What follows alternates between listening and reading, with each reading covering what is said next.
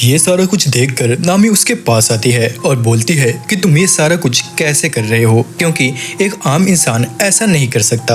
और अभी ये बातें चली रही होती है, तभी अचानक हम देखते हैं कि लूफी के सामने कैप्टन बग्गी आ जाता है और ये बंदा अभी भी जिंदा है, क्योंकि इसने अपने आप को बचाने के लिए इन दो बंदों का सहारा लिया होता है। और फिर हम देखते हैं कि इस हमले से मौजी भी बच जाता है और एक और बंदा होता है जो कि इस हमले को झेल लेता है। और इस बंदे ने अपने आप को बचाने के लिए मौजी के शेर का इस्तेमाल किया होता है, जिससे उसकी हालत काफ़ी ज़्यादा गंदी हो जाती है। और ये देखकर मौजी को बहुत ही ज़्यादा गुस्सा आता है, जिसके बाद वो उस बंदे के पास जाकर उसे मुक्का मारने की कोशिश करता है। पर यह बंदा मौजी के पेट पर एक जोरदार लात मारता है, जिससे मौजी उड़ता हुआ लूफी के पास आता है। तो लूफी भी मौके का फायदा उठाकर उसकी एक जोरदार लात मारता है और ये बंदा उड़कर सीधा दीवार में भिड़ जाता है और बेहोश हो जाता है। और फिर हमें एक नए बंदे के बारे में पता चलता है और इस बंदे का नाम है काबाजी। और ये बंदा तलवारें चलाने में काफी ज्यादा माहिर होता है और कैप्टन बग्गी के इशारे करते ही ये बंदा लूफी के ऊपर अटैक करने के लिए आगे आता है। पर तभी अचानक जोरो आकर उसे रोक लेता है और जोरो को अपने सामने देखने के बाद काबाजी उसके ऊपर फायर अटैक कर देता है और उसके पेट में एक जोरदार लात मारता है, ठीक वहीं जहां पर जोरो को चोट लगी होती है। और इससे जोरो को काफी ज्यादा दर्द होता है, पर काबाजी यहाँ भी नहीं रुकता। वो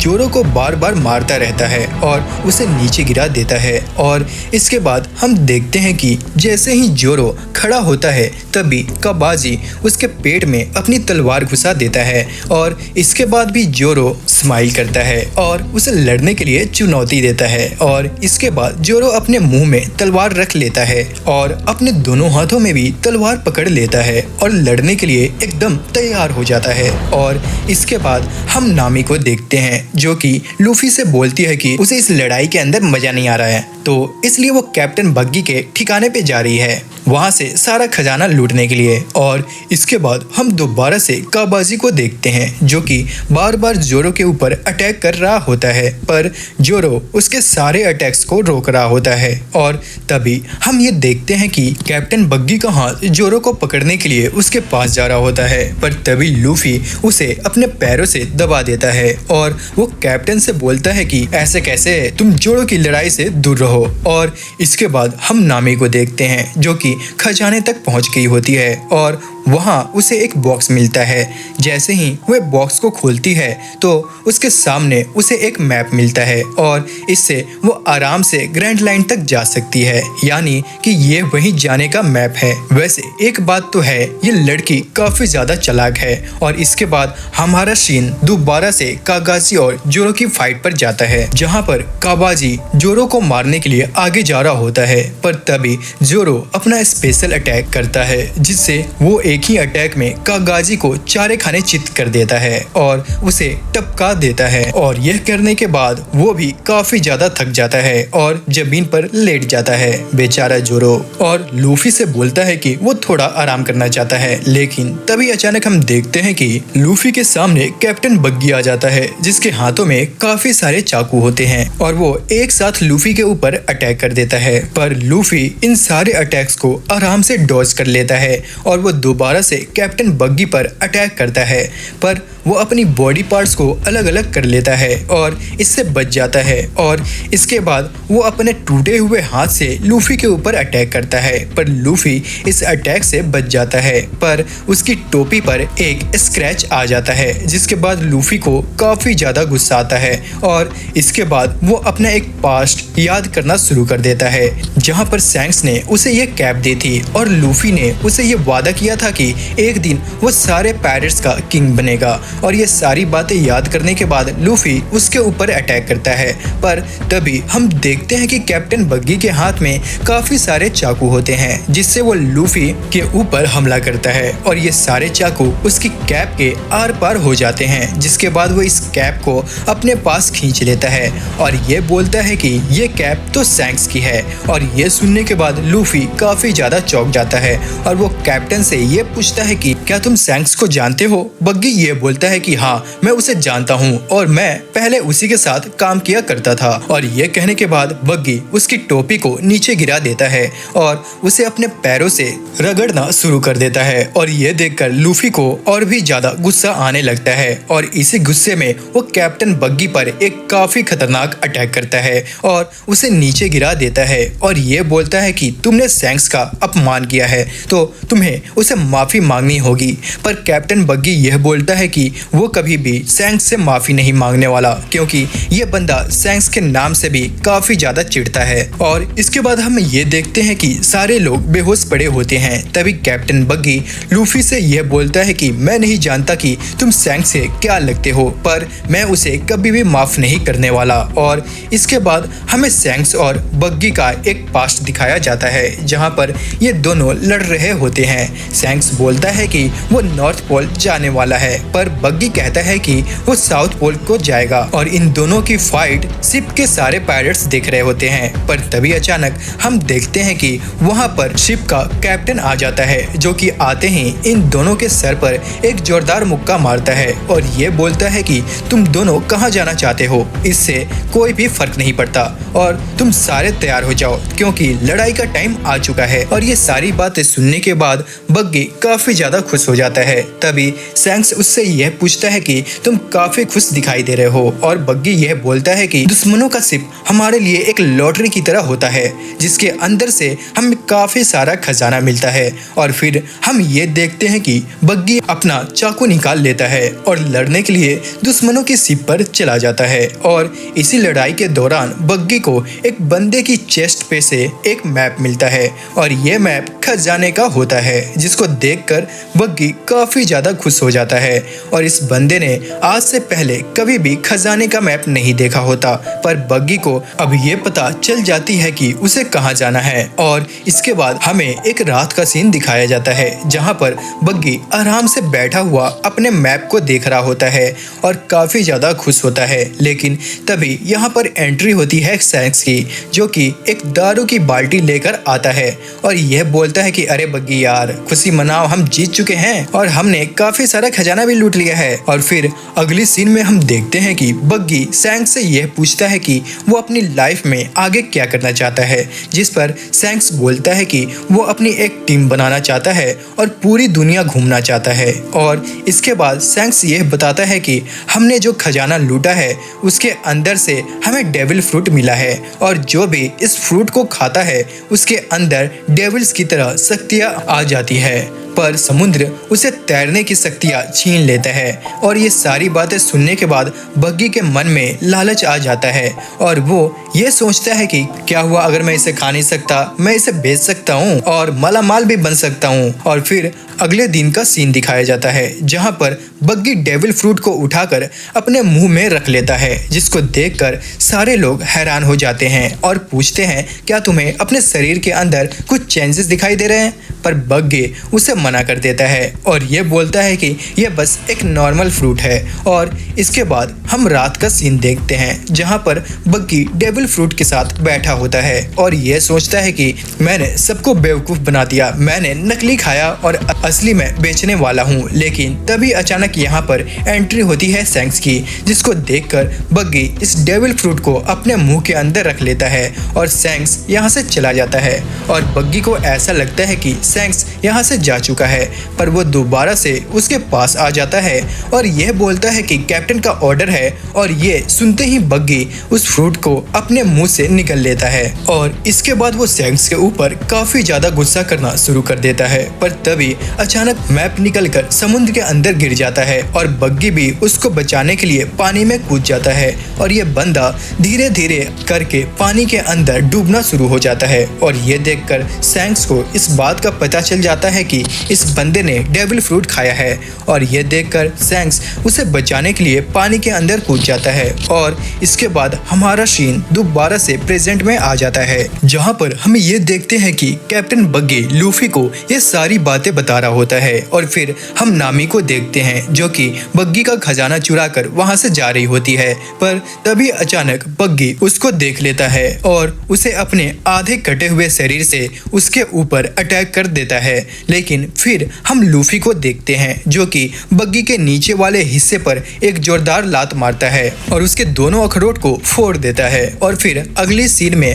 हम सारे टाउन वालों को देखते हैं जो कि मेयर का इंतजार कर रहे होते हैं, पर मेयर ने आने में काफी ज्यादा देर कर दी होती है। तो ये सारे डिसाइड करते हैं कि वो मेयर को बचाने के लिए टाउन के अंदर जाएंगे। और दूसरी तरफ हम देखते हैं कि लूफी नामी से ये बोल रहा होता है कि वो कैप्टन बग्गी का खजाना वापस कर दे, पर नामी ऐसा करने से मना कर देती है और ये बोलती है कि मैंने इसे चुराया है। और ये सुनने के बाद कैप्टन बग्गी उसे यह बोलता है कि तुम एक मामूली चोर हो, पर तभी नामी उससे यह बोलती है कि तुम भी तो एक चोर हो। और यह सुनकर बग्गी यह बोलता है कि अरे यार, चोर और पायरेट्स में फर्क होता है बच्चे। और तभी अचानक हम देखते हैं कि कैप्टन बग्गी नामी को मारने के लिए उस पर अपना सबसे खतरनाक अटैक करता है, जिससे उसकी बॉडी छोटे छोटे पार्ट्स में टूट जाती है और सारे ही पार्ट्स नामी को मारने के लिए आगे जाते हैं। लेकिन फिर हम लूफी को देखते हैं जो कि कैप्टन बग्गी के एक पैर को पकड़ लेता है और उसके अंदर गुदगुदी करना शुरू कर देता है और उसे काफी ज्यादा टॉर्चर करता है। और इसके बाद लूफी उसके पैर पर एक जोरदार फटका देता है, जिससे कैप्टन बग्गी को काफी ज्यादा दुख होता है और वो रोने लगता है। पर तभी मौका देखकर कैप्टन बग्गी खजाने को पकड़ लेता है और ये बोलता है कि अरे यार, इस खजाने को छोड़ दो। लेकिन तभी अचानक हम ये देखते हैं कि लूफी अपना पैर लंबा करके कैप्टन बग्गी के मुंह पर एक जोरदार लात मारता है और वो पीछे जाकर गिरता है और सारा का सारा खजाना बिखर जाता है। पर इसके बाद हम देखते हैं कि कैप्टन बग्गी की पूरी बॉडी दोबारा से जुड़ना शुरू हो जाती है, पर उसकी आधी ही बॉडी जुड़ पाती है क्योंकि बाकी के पार्ट्स को नामी ने रस्सी से बांध दिया होता है। और ये देखकर कैप्टन बग्गी को काफी ज्यादा गुस्सा आता है। लेकिन तभी हम देखते हैं कि लूफी अपने हाथों को लंबा करता है और कैप्टन बग्गी के आधे शरीर को काफी दूर फेंक देता है। और इसके बाद हम देखते हैं कि लूफी सैंक्स की कैप को लेकर काफी ज्यादा दुखी होता है, पर नामी उससे यह बोलती है कि वो इसे ठीक कर देगी। और इसके बाद नामी ग्रैंड लाइन का मैप देती है और लूफी जोरो के पास जाकर उसे उठाता है और यह बोलता है कि अरे यार उठ जाओ, हमें ग्रैंड लाइन का मैप मिल चुका है और नामी हमारे टीम में है। और फिर अगली सीन में हम ये देखते हैं कि सारे के सारे टाउन वाले यहाँ पर आ जाते हैं और वो मेयर को देखकर ये सोचते हैं कि उसकी हालत ऐसे किसने की। पर लूफी उन्हें सारा कुछ बता देता है कि ये सारा कुछ उसी की वजह से हुआ है। और ये सुनने के बाद टाउन वाले काफी ज्यादा गुस्सा करने लगते हैं और वो उनसे ये पूछते हैं कि क्या तुम पायरेट्स हो, जिस पर नामी मना कर देती है, पर लूफी हाँ करता है। और ये देखकर जोरो जोर जोर से हंसता है। और इसके बाद हम ये देखते हैं कि लूफी जोरो को अपने कंधे पर उठा लेता है और वहां से भागना शुरू कर देता है और नामी भी पीछे पीछे भाग रही होती है और सारे के सारे टाउन वाले उनके पीछे होते हैं। पर तभी यहाँ पर चोचो आ जाता है जो कि सारे के सारे टाउन वालों को रोक लेता है और उन्हें आगे नहीं जाने देता। और इसके बाद हम ये देखते हैं कि लूफी, नामी और जोरो अपनी बोट के अंदर बैठकर यहाँ से जा रहे होते हैं। पर तभी अचानक पीछे से मेयर आता है जो कि उन तीनों को थैंक्स बोलता है और ये देखकर लूफी मुस्कुराता है। पर तभी अचानक हम देखते हैं कि मेयर के पीछे एक बैग रखा होता है, वो भी सोने का भरा हुआ, जो कि लूफी ने यहाँ के लोगों के लिए छोड़ा होता है। और ये देखकर नामी को काफी ज्यादा गुस्सा आता है, जिसके बाद वो लूफी का मुंह पानी में डुबाना शुरू कर देती है। और फिर अगली सीन में हम एक गांव का सीन देखते हैं जहां पर एक बंदा जोर जोर से चिल्ला रहा होता है कि वो सारे मुसीबत में हैं और पायरेट्स ने उनके ऊपर अटैक कर दिया है। और ये बंदा ऐसे ही चिल्लाते चिल्लाते पूरे गांव के अंदर घूम रहा होता है। और इसके बाद हम दोबारा से लूफी को देखते हैं जो कि आराम से खड़ा हुआ सेब खा रहा होता है। पर ये तीनों इन फलों के सहारे ज्यादा लंबे टाइम तक टिक नहीं सकते। और तभी नामी ये बताती है कि उन्हें ग्रैंड लाइन तक जाने के लिए काफी सारे हथियार और एक बोट भी चाहिए जो कि काफी बड़ी हो। पर लूफी को यहाँ पर एक गाने बजाने वाला और एक कुक भी चाहिए होता है। और ये सुनकर जोरो काफी ज्यादा हंसता है। और इसके बाद नामी यह बोलती है कि पास में ही एक आइलैंड है जहाँ पर हमें बोट मिल सकती है। और इसके बाद हम दोबारा से उसी बंदे को देखते हैं जो कि जोर जोर से हंस रहा होता है और ये बोलता है कि कैसे लगा मेरा मजाक। पर तभी अचानक उसके पीछे से बर्तन उड़ता हुआ आता है और उसके लगता है और सारे के सारे गांव वाले उसके ऊपर गुस्सा कर रहे होते हैं। पर यह बंदा काफी ज्यादा हंसता है और वहां से भाग जाता है, जिसके बाद सारे के सारे गांव वाले इसको ढूंढना शुरू कर देते हैं और इस बंदे का नाम होता है उसोप। और ये बंदा काफी मजाकिया होता है और हर बार मस्ती करता रहता है। और इसके बाद ये बंदा आराम से घोड़े बेचकर सो जाता है। पर तभी अचानक यहाँ पर 3 बच्चे आते हैं जो कि इसके चेले होते हैं और इनका नाम होता है पेपर, अनियन और कैरेट। और ये तीनों उसे बताते हैं कि आज विलेज के अंदर सच में पायरेट्स आ रहे हैं और ये सारे कैप्टन बग्गी के बंदे हैं। और ये बच्चे बताते हैं उस बोट पर बस 3 ही बंदे हैं, यानी कि वो लूफी और बाकी बंदों की बात कर रहे होते हैं। और इसके बाद हम देखते हैं कि लूफी और बाकी सभी एक आइलैंड पर पहुंच जाते हैं, जहां पर जोरो यह बोलता है कि थोड़ा संभल कर, यहाँ पर काफी सारे लोग हैं। पर लूफी को यहाँ पर कोई दिखाई नहीं देता। लेकिन तभी अचानक यहाँ पर एंट्री होती है उसोप की, जो कि यहाँ पर काफी सारे झंडे लगा देता है और यह बताता है कि वो इस जगह का पायरेट है और इन सबको उसके सामने झुकना होगा। और यह बंदा काफी ज्यादा फेंकता है और यह बोलता है कि मेरे पास 80 मिलियन सोल्जर्स है। और यह सुनने के बाद लूफी चौंक जाता है, पर नामी इसके झूठ को आराम से पकड़ लेती है, क्योंकि यहाँ पर बस 3 बच्चे होते हैं, वो भी काफी छोटे छोटे। और ये तीनों बच्चे यहाँ से भाग जाते हैं। तभी लूफी उसके पास आता है और यह बोलता है कि तुम काफी ज्यादा अजीब हो। और तभी उसोप उसके ऊपर अपनी गुलेल तान देता है और लूफी यह बोलता है कि अगर तुमने ये कर दिया तो अपनी पूरी जान लगाना। यहाँ पर लूफी शैंक्स का डायलॉग मारता है और यह सुनने के बाद उसोप समझ जाता है कि ये बंदे असली पायरेट्स हैं, तो वो अपनी गुलेल नीचे कर देता है। और ये देखकर जोरो और लूफी हंसना शुरू कर देते हैं। तभी लूफी यह बताता है कि उसने बस शैंक्स का डायलॉग मारा है और शैंक्स का नाम सुनने के बाद यह बंदा काफी घबरा जाता है और यह बोलता है कि वही लाल बालों वाला बंदा। और फिर अगली सीन में हम देखते हैं कि ये सारे एक रेस्टोरेंट के अंदर बैठकर खाना खा रहे होते हैं, जहां पर लूफी उससे एक शिप के बारे में पूछता है। और तभी जोरो यह बोलता है कि यहाँ पर एक काफी बड़ा मेंशन है जहां पर हमें एक शिप मिल सकती है। और ये सुनने के बाद उसोप यहाँ से भागना शुरू कर देता है और इसके बाद हमें उसी मिशन का सीन दिखाया जाता है, जो कि इस जगह का सबसे बड़ा मेंशन होता है। और यहाँ पर काफी सारे बॉडीगार्ड्स भी होते हैं और अंदर हम एक लड़की को देखते हैं और ये उसोप से मिलने की जिद कर रही होती है, पर सामने वाला बंदा उसे मना कर देता है और ये बोलता है कि वो एक काफी बड़ा झूठा इंसान है। और इसके बाद ये लड़की फिर से उसोप से मिलने की जिद कर रही होती है।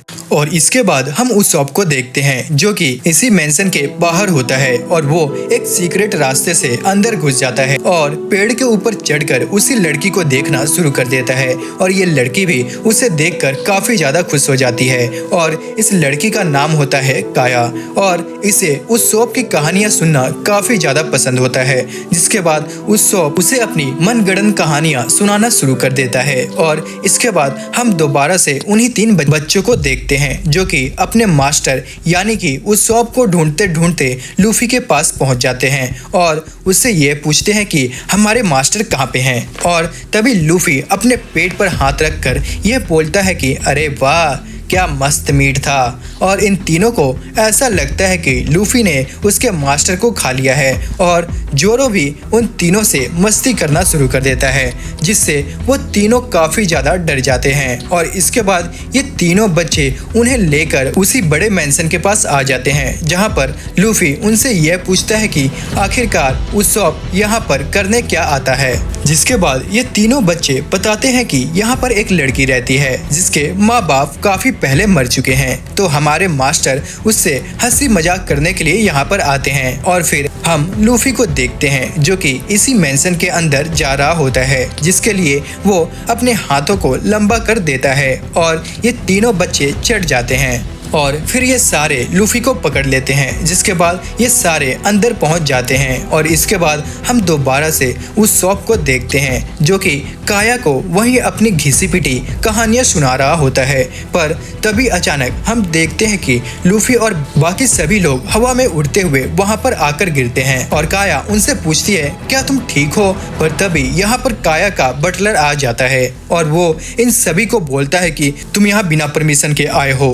तो तुम्हें यहाँ पर सजा मिलेगी। जिसको देखकर लूफी यह बोलता है कि अरे हाँ वो तो ठीक है, पर तू है कौन। और फिर अगले सीन में हम एक और अजीब से आदमी को देखते हैं जो कि विलेज के अंदर आ जाता है और ये बंदा काफी अजीब लग रहा होता है और ये बंदा माइकल जैक्सन की तरह मून वॉक कर रहा होता है और विलेज के अंदर आ जाता है। इसके बाद हम दोबारा से लूफी को देखते हैं जो कि कोरो से बोलता है कि उसे अपने लिए एक शिप चाहिए और ये सुनने के बाद कोरो उसे मना कर देता है, जिसको देखकर उस शॉप को काफी ज्यादा गुस्सा आता है। पर तभी हम ये देखते हैं कि कोरो उसकी बेइज्जती करना शुरू कर देता है और ये बोलता है कि तुम एक घटिया पायरेट के बेटे हो। और ये सुनने के बाद काया उसके ऊपर काफी ज्यादा गुस्सा करती है और उसे उस शॉप से माफी मांगने के लिए बोलती है, पर कुरो मना कर देता है। और तभी हम देखते हैं कि उस शॉप काफी ज्यादा गुस्से में आकर उसके मुंह पर एक जोरदार मुक्का मार देता है और कुरो नीचे गिर जाता है और यह बोलता है कि जैसा बाप वैसा बेटा। और यह सुनने के बाद उस शॉप को और भी ज्यादा गुस्सा आ जाता है और वो कुरो को मारने के लिए उसका गिरेबान पकड़ लेता है, पर काया उसको रोक लेती है। पर उस शॉप ये बोलता है कि उसकी इस जगह पर काफी ज्यादा बेइज्जती हुई है तो वो यहाँ पर दोबारा नहीं आएगा। और इसके बाद कोरो उन सभी को यहाँ से जाने के लिए बोलता है और ये सारे यहाँ से चले जाते हैं। और अगले सीन में हम देखते हैं कि काया अपने बेडरूम के अंदर बैठी हुई रो रही होती है। पर तभी यहाँ पर एंट्री होती है कुरो की जो कि उसके लिए खाना लेकर आया हुआ होता है, पर काया उसे खाने से मना कर देती है। और इसके बाद हमें एक पास्ट का सीन दिखाया जाता है जहाँ पर काया छोटी सी बच्ची होती है और वो पेड़ों को पानी दे रही होती है। पर तभी अचानक उसके सामने से एक बंदा भागते हुए आता है और वो नीचे गिर जाता है और ये बोलता है कि उसे उसकी शिप से निकाल दिया गया है। और तभी अंदर से एक बंदा बोलता है कि इसको अंदर आने दो और ये काया के